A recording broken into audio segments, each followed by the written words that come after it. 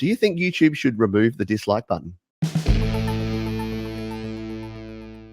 got a bit of a topic, a bit of a theme I wanted to talk about, because as well as questions that come in here, a lot of folks raise general topics, and one over on the iPad musician group this week came about around likes and dislikes, and particularly for YouTube. So if you've shared your music on YouTube, or if you create content, if you create videos on YouTube, you've probably had to deal with comments and the whole like-dislike system. And what can happen? So when you release a video, you put your music, you put your heart and soul into it, and then you see that little thumbs down, that can feel like an absolute personal attack. That can feel like someone is saying, I devalue you and all of your work. You're bad and you should feel bad. Now, it doesn't mean that in the slightest, but it still feels that way. You can have a video with 100 likes and 1 dislike, and I've been there, and what do? You forget about the 100 people that are supporting you, that think you've done great content. You look at that 1 dislike and you rack your brain and you try to work out what you possibly did wrong to make one person unhappy. You know what the end result here is? You are always going to make at least one person unhappy. I don't care. Like I've often said this, you could be the director of a lottery, and your job could be to call the winner and tell them that they've won the lottery. And then you call them and you tell them they won the lottery, and they're like, oh, how much tax am I going to have to pay on that? So yeah, you cannot please everyone, and you really should stop trying. In fact, I'll go one step further.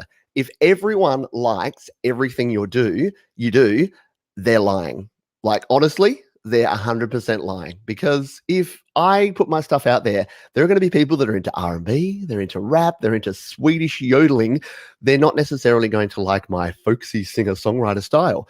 And that's totally cool, because it's not really for them. So if they choose to hit dislike because they don't want YouTube to serve up any more content like that, that's totally cool. In fact, I do that as well. In fact, that's how the like-dislike system, if you remember back to TiVo and things like that, they had sort of the thing that you could sort of say, yeah, I like this, yeah, I don't like this. Or old Pandora stations, you can thumbs down it, meaning, Pandora, please don't play any more music like this. Please don't play any more Michael Jackson ever again.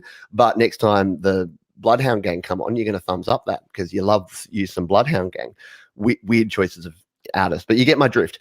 So yes, it doesn't mean that people dislike you. It may mean that they dislike your content, your music, what you're putting out there, but that is okay. Honestly, we're not going to be able to please everyone. But I have a question for you, and those that are here live can answer this, and we'll maybe talk about it at the end, or you can add a comment if you're watching on video, or you can email me if you're listening to the podcast. But do you think YouTube should remove the dislike button? It's an interesting question. I've heard a lot of people say yes, they should. In fact, I've heard the opposite, that people say Facebook really needs a dislike button. And someone commented that when I was reading a post, said, yeah, if Facebook added a dislike, Facebook would become hatebook overnight. And I don't disagree with that. I think because of the types of conversations you have on Facebook, especially, that can get quite heated, and people use that angry emoji and the angry response all the time.